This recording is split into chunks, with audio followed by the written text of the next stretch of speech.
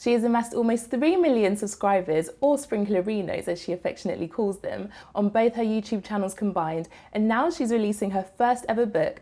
I'm joined by Sprinkle of Glitter, aka Louise. Hello. How are you? I'm good, thank you. Thank you for having me. Oh, thanks for joining us. This week is a big week for you. The biggest, yes. Alive with Sprinkle of Glitter is finally out. It is, yeah, the day is here. I'm so excited for it. I've been waiting for this for a long time. Yeah. I was wondering, how do you condense so much of your life into one book? How did you find that process?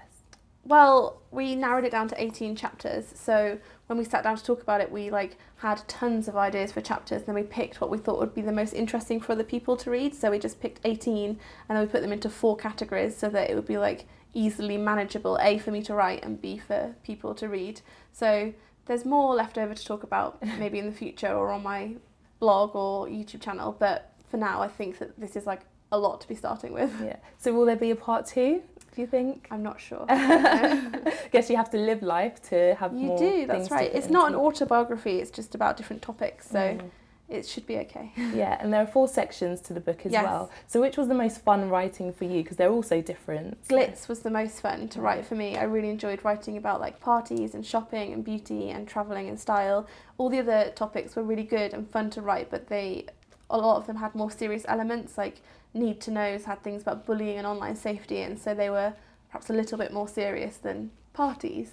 But I did really enjoy the Glitz section. There's a lot of YouTubers have released books, and some have been criticised for using a ghostwriter, but you wrote this yourself. And how important was that process to you to actually put pen to paper, that's pretty old fashioned, but to actually write the book yourself? Well, it was important to me because I felt like I wanted really to put so much of my own personality into this book, but then I've seen a lot of criticism a lot of other people have had for having editorial consultants, and I think that each their own and they're very, very different books, so I'm happy with how I went for this one. Yeah, and you've been on YouTube now for 4 or 5 years? 5 years, yeah. 5 years now. How do you keep your ideas fresh, and how do you keep reinventing your channels? Well, I try not to reinvent my channel actually, because I feel like I've got a formula that works, and it's all down to the viewers really. I just say, what would you like to do? I go with their guidance, so what they would like to see I try and make a version of that I'm happy with as well. I wouldn't do something that I didn't like, but most of the time we find good ideas together, so it's because of the Sprinklerinos really. Yeah, and obviously you talk about a wide range of topics on your YouTube channel. Yep. In terms of writing the book, how was it different kind of opening up on camera, say opening up in a book? I found it quite hard to write because when you talk, I just talk so quickly and it all just comes out. But as I was writing, I couldn't write as quickly as I was thinking. So that was a bit difficult, but I really enjoy writing. I find it really cathartic. I have a written blog that I do as well. So I really quite enjoyed, once I found my rhythm and I was into it, I really enjoyed the process of it. Yeah. And what was it like seeing the physical copy of the book? You've got it with you now. It's this. Yeah. I almost cried. I saw it when I was rehearsing for something I was doing. I was doing a tour called Louise Live, and they sent it to me and I just held it, and I very nearly cried because it was just this thing that I've poured so much into, and I've been writing on my old laptop, and then to see it looking so glossy, I don't know if you can tell on the camera, but every page is glossy and designed and beautiful, and it just felt really special. It was really nice. It was when you're given your new baby, it was like that. And aside from the book, you've got so much going on. You've just come off Louise Live, which was your tour. Yeah. How that was the first real kind of full tour that you've done. Yeah, we had a pilot show last year, but this was the full touring show. Yeah. We had 5 locations. It was really, really good, better than I thought it was going to be. So now I'm super pumped to do it next year. Yeah. Do you get nervous going out on stage and speaking to all of those people? No, I really, really enjoy it. I thought this morning I was the nervous I've ever been. I was on this morning, and I was so nervous for it. And I thought that's so mad because there's only going to be a few people in the room, but for stage stuff I quite like it. And also it's always such a warm audience. It's my audience, it's the Sprinklerinos, so they're easy to be in front of. If it was just random people, I wouldn't like it. Yeah, there's a lot of people assume that YouTubers have this amazing lifestyle, and if you go on YouTube, instantly it's going to mean millions, lots of money and all these people following you.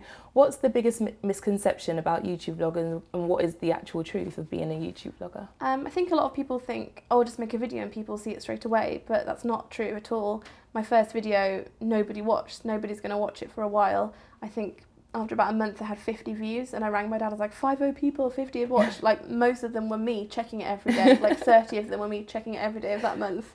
So it takes a really long time. I think people don't realise how long it takes. Like, I've been doing this half a decade. You did a really great job of interviewing Ed Miliband recently. Thank you. Watched the interview. Was you worried about maybe mixing politics with the channel that you already have? I was a bit worried about it because I thought it was so far away from what I normally do. But then I thought, well, it's good for people to have a bit of a mix. And he wasn't, well, I hoped he didn't push Labour too much because it was meant to be party agnostic. So I think that, like, especially for the younger viewers, it's good for them to be exposed to that kind of thing and to be interested in politics, or at least have politics put in front of them to have a think about. So I was a bit worried, but it turned out quite well. As I was saying before, you have a lot going on. You've just finished Louise Live, you've just brought out the book, you do YouTube as well, and you're also a mother to the adorable Darcy. She's so cute. How on earth? Not biased at all. No. How on earth do you juggle all of that? With great difficulty, actually. I spend a lot of time worrying that I'm not juggling it well enough, because I want to take all these opportunities while they're here, because I know that they might not be here in the future, but also I know that my daughter won't be little again in the future. So I just have to try and find a really happy balance. I say a no to a lot of work things because I would rather spend my days with her, especially as she's not quite in school yet. So while she's got these homey days, I want to just like really savour them. So at the moment, I say no to lots of work stuff, and also it's really handy because she's got a really great dad who's so involved, and he has her for half of the week, and he's fantastic with her. So I try and pack in all my work stuff on days when she's with her daddy. Yeah. Like today, actually. And you've been really open about things that happen to you in your personal life as well. How do you feel like kind of obligated to tell people about what's going on, or because I know you said you didn't want people to ask questions and everything, like your subscribers. Yeah. But how do you find the balance of keeping things, you know, personal and then separating? Are you talking YouTube? about the separation with Matt? Yeah. I don't feel obligated to. That's why I didn't talk about it for about 8 or 9 months. I didn't feel like I had to, and I didn't feel like viewers necessarily deserved to know. A lot of them were like, we deserve to know. It's like, well, you don't actually. But I felt like if I was going to continue to create really honest vlogs about my life, then that was a big thing that happened. And I hadn't been vlogging very much because I didn't want to put the spotlight on me because I wasn't ready to.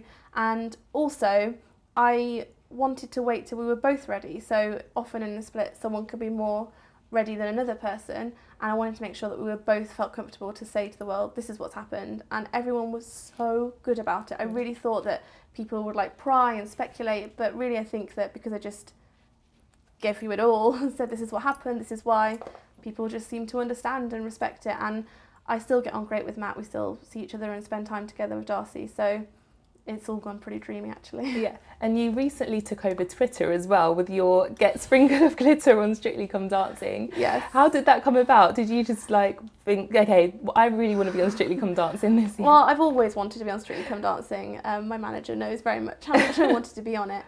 And I just thought, well, I'll say how much I want to be on it. So I think it's probably a bit late for this year, but hopefully they'll remember me for next year and I'll try again. And be like, you never know, you could be a wild card, you know, when they bring in another person. Yeah, that would be great. I would love to. So if Strictly Come Dancing doesn't work out this year, I've seen your karaoke videos with Zoella. I've always got that. Yeah, a few more of those.